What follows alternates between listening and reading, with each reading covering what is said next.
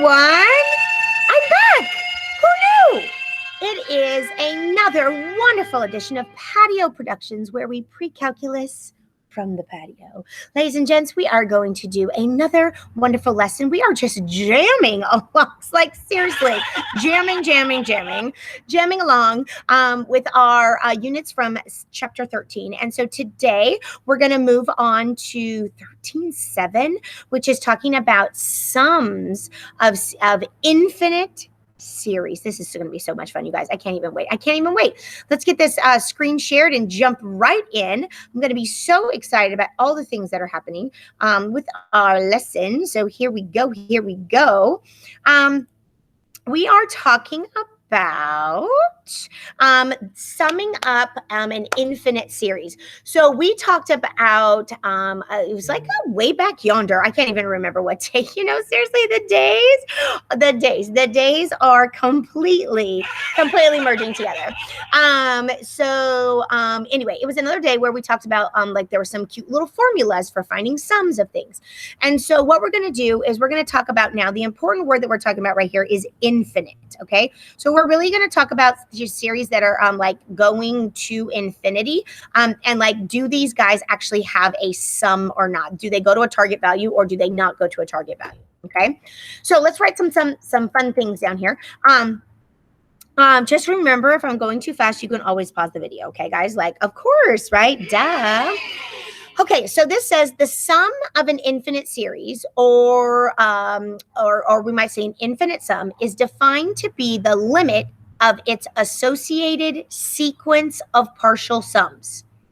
Okay, it's a lot of math words right there. The sum of an infinite series of numbers, or an infinite sum, is defined to be the limit of its associated sequence of partial sums. I think you're going to be fine once you see it in action, but just know there is kind of like a lot of math happening right here. Okay, so one way to find a sum is to examine the partial sums. Okay, so what you can do is you're going to grab your scientific calculator, right, that has like the fraction button, and you're going to be able to like add some fun things together. Sometimes you can figure out what the pattern is. Actually, weirdly enough, in section 13.4, when we were doing our math induction, that did have a lot of cute little fun patterns to them. But it's not necessary that you see like can come up with them on your own. You just have to like try the pattern and you guys will be fine. Okay. So we're actually just going to like boom. What sound do I want to make right now? This one.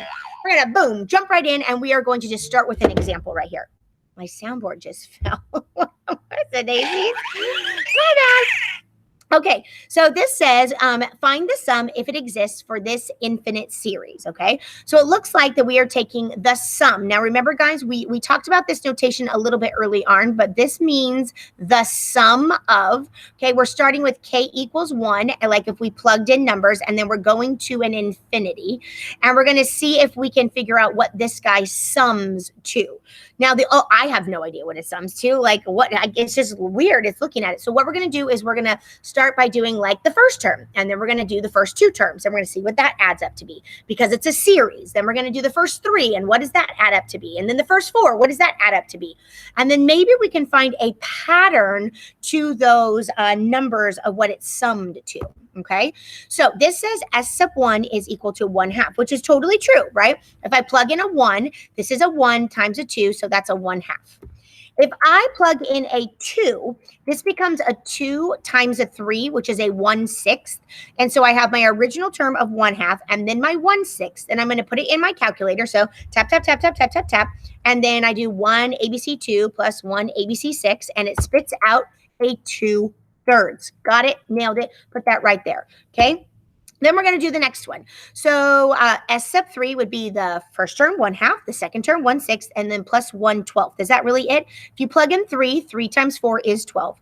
I put all of this in my calculator, which, can I just be honest with you? Seriously, all I did is I take my last answer of 2/3 and then I add 1/12. So 2/3 plus 1 ABC 12, and that gives me an answer of 3/4.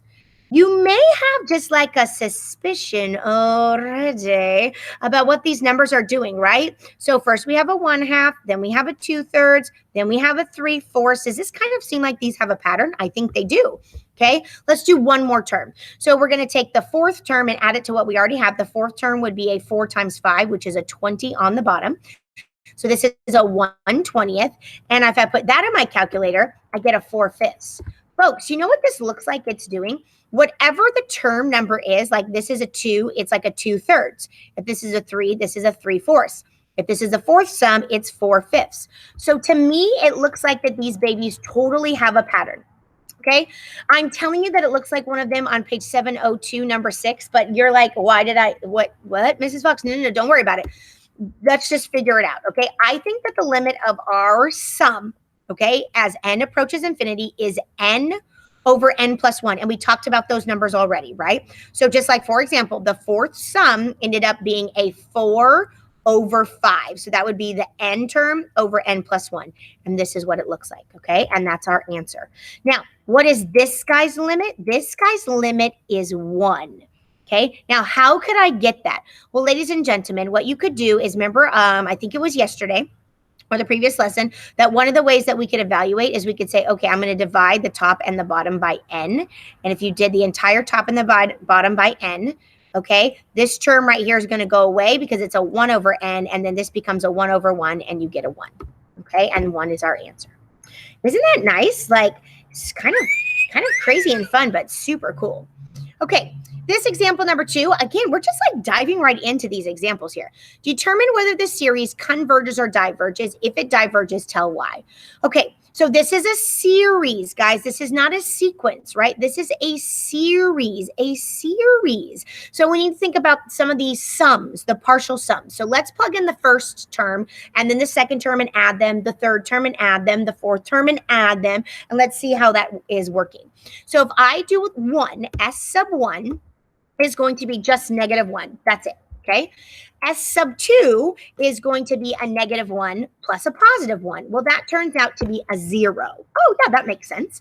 Okay, S sub 3 is going to be a -1 plus a +1, and now minus a 1, and so we get a -1, okay?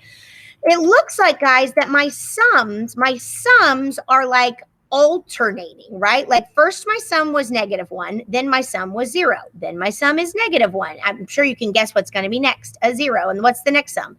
-1. And then what's next one? 0. And then the next one, -1. It's just going to keep doing the same thing over and over again. So because that is not going into one target number, and I mean, it has a pattern to it, but it's definitely not a target number, then I'm going to say that it diverges. Okay, so this guy is a diverge. Now, because we're talking about infinite series, if we have a geometric series, yes, it makes it so much easier to figure out if the sum exists or not. So go ahead and write this in our notes. If a series is a geometric series, it is very easy to determine its sum, to determine if the sum exists. I'm just going to clap it up because this is kind of amazing, you guys. It is so easy. So the rules go like this, okay? And we are going to write it in math terms, right? Of course, we're going to write it in math terms. It's always nice to write it in math terms. So this says, if summation from n equals 1 to infinity of a sub n is a geometric series. I'm going to say that again. If the summation from n equals 1 to infinity of a sub n is a geometric series with common ratio r. Okay, so we got the geometric, and remember, if it's a geometric, remember it looks like this. It looks like a sub 1 and then times r to the n minus 1. Do you guys remember that? That's how a geometric looks like. So I know that's super sloppy, okay? But that is what a geometric series looks like, okay? If the has its common ratio r, and then sometimes we put like our r in parentheses just to kind of keep it tidy, then the series converges to a sub 1 over 1 minus r. Sometimes we just say that this is what s equals, not s sub n, but just what s equals. If the absolute value of r is less than 1, and then it will diverge if the absolute value of r is greater than 1. So this is basically it. You just need to identify the r. You look at the r and you say, hello, r. If I ignore its positive or negativeness, is it less than 1 or is it greater than 1? Ding! That's it. That's all you have to think about. And then you can decide if it has a sum or not. And then if it does, in fact, converge, you'll go ahead and find the sum, right? And then you're going to use this formula right here to figure out what the sum is. Let's do some examples. Okay, determine whether each of the series converges or diverges. If it converges, find the sum. If it diverges, tell why. Okay, so this says 6 plus 2 plus 2/3 plus 2/9. So, I have to say to myself, is this geometric? Well, let's think about it. How do they get from a 6 to a 2? How do they get from a 2 to a 2/3? How do they get from a 2/3 to a 2/9? One of the ways, right? Remember when we were doing geometric sequences, is to take a second term and divide by the first term and then see if that works for the R. What's 2 divided by 6? It's 1/3. Okay. Am I multiplying by 1/3 each time? I am multiplying by 1/3. So, ladies and gentlemen, the R is a 1/3, and this is in fact a geometric series. So, is 1/3 the absolute value of 1/3 less than 1? It is. Da-da-da-da. We can go ahead and we can say it converges, and now we can find its sum. I'm so excited. So we're going to say the sum is the first term, which is a 6. I grabbed it from right here, over 1 minus the common ratio, which is 1/3. Now, you could do this in your calculator. You could do it by hand. I just need to get the right answer, however that happens. This ends up being a 6 divided by a 2/3. And when you divide by a fraction, you multiply by the reciprocal. So this becomes 6 times 3/2, and that ends up being 9. Isn't that interesting that if you added up all of these going to infinity, that the answer would be 9? Man, math is so cool, you guys. I love it. Let's do another example. This one says 0.1, 0.2, 0.4, 0.8. Okay, let's think.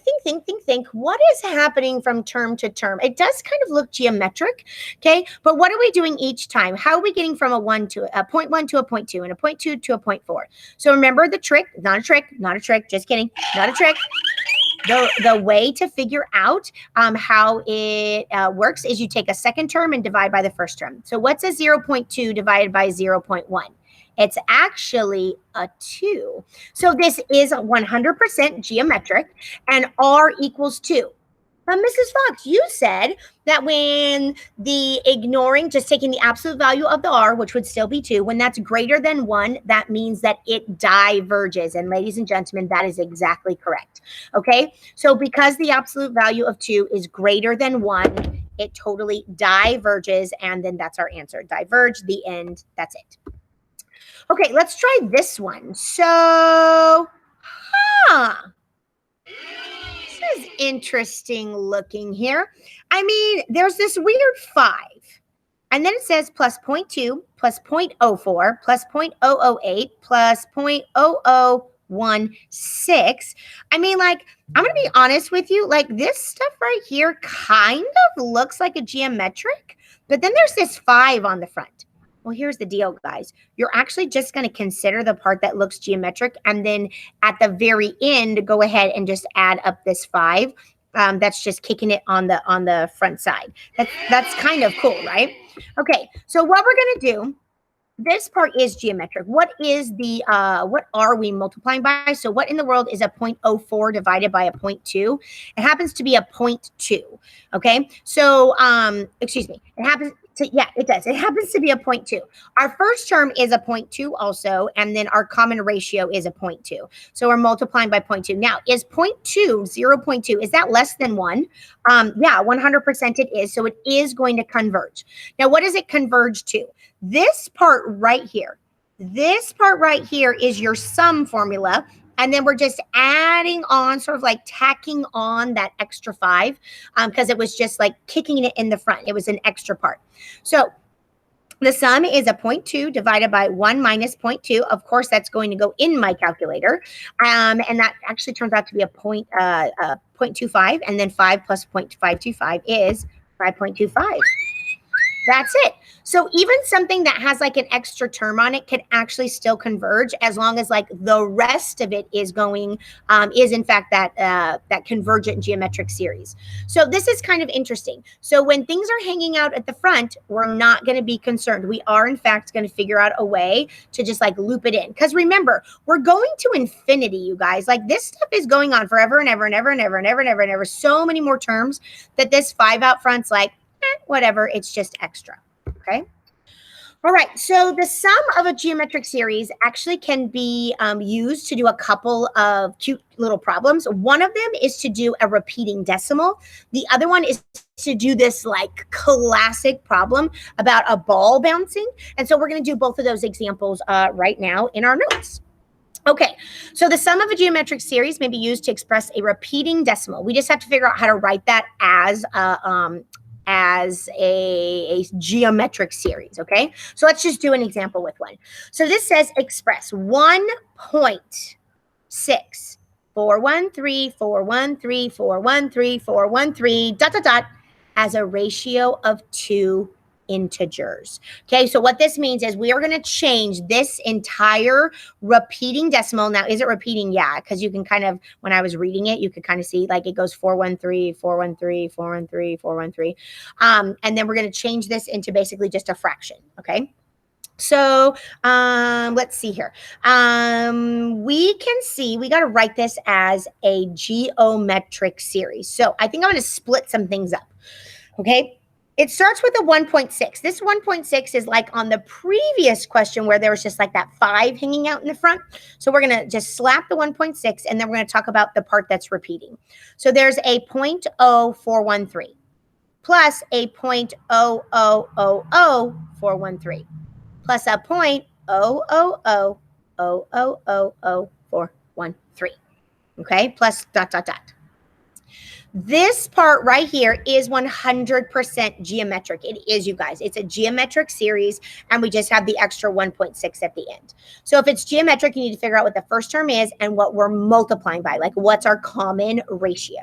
So the first term is exactly what it says, right? So like right here is my first term, and my first term is 0.0413. Now, what are we multiplying by? I would grab my calculator.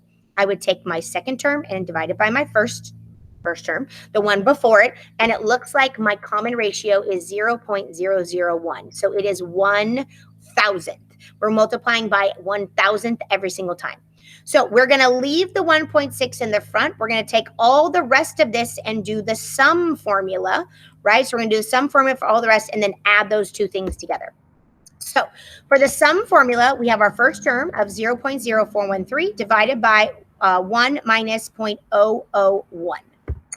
Okay, that is actually a 0.0413 divided by a 0.999. Now, because they wanted this written as a fraction, as a ratio of two integers, I need to figure out how to make this a little bit better. So what I decided to do is let's just like change it into a fraction. So I moved the decimal point 1, 2, 3, 4 times and on the top. So then on the bottom, I'll do something equivalent to that. And that is my cute fraction. It's 413 over 9,990. And I'm going to add that to 1.6. Can we write 1.6 as a fraction? Yeah, we totally can. Okay, 1.6 as a fraction is 16 tenths. And so now I'm just going to literally put this in my calculator, guys. Okay, I'm going to put in my calculator 16 tenths plus 413 990ths. And I am going to use my fraction buttons, right? So 16 ABC 10 plus 413 ABC 9,990.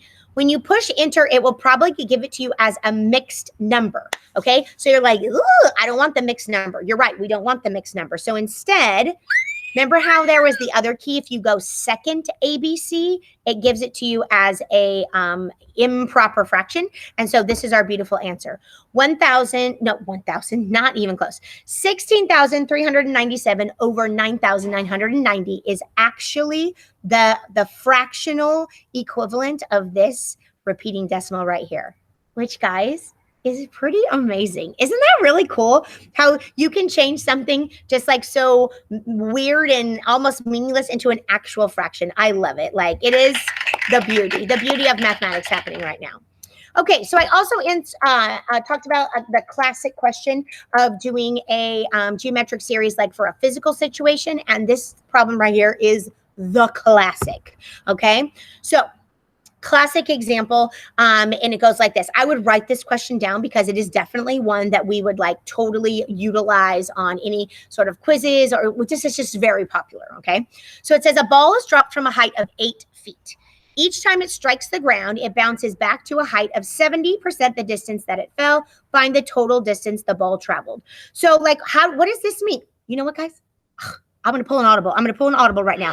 Folks, I'm in my backyard. I'm going to run and I'm going to get a bouncy ball and I'm going to be right back here. Hold on. I'll be right back. Hold on. Here, have some fanfare music while I go.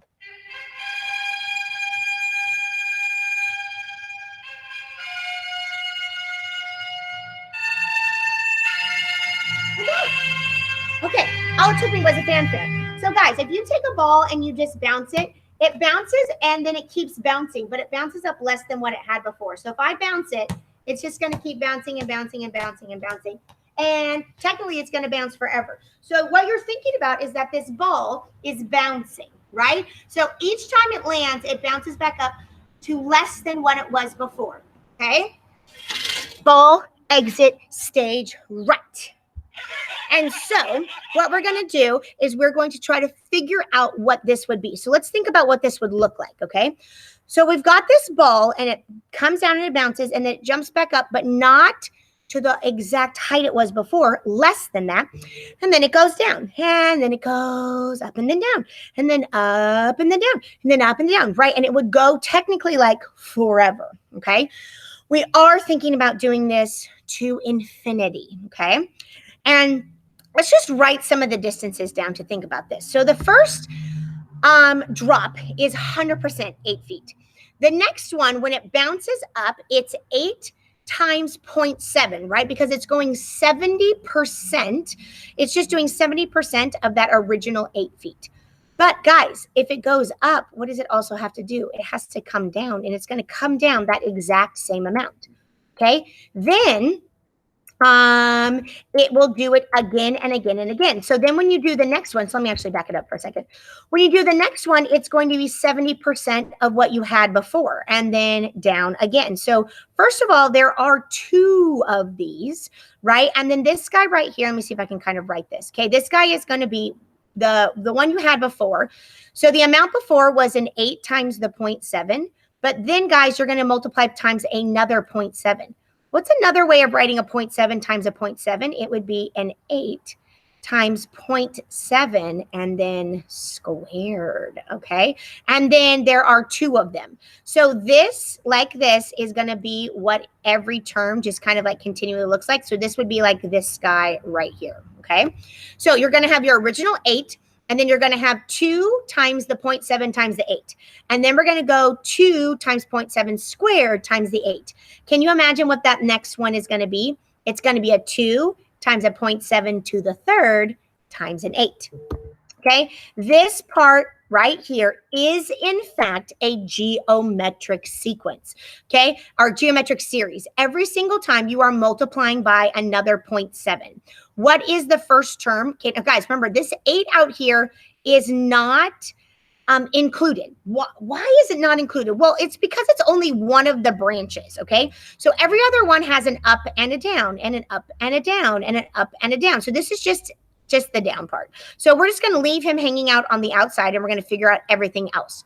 So this first term right here, when I go ahead and put this in my calculator, I multiply 2 times 8 and 0.7. I actually get 11.2.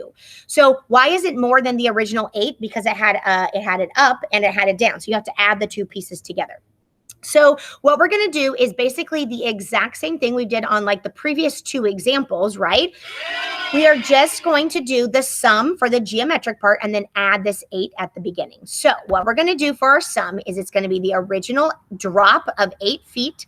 And then we're going to have this series right here. The first term was an 11.2 over a 1 minus the 0.7 for the common ratio. All of that is just going to be tossed in my calculator, and it turns out to be approximately, it's not exact, right? But it's about 45.3 feet. And that's it, you guys, okay?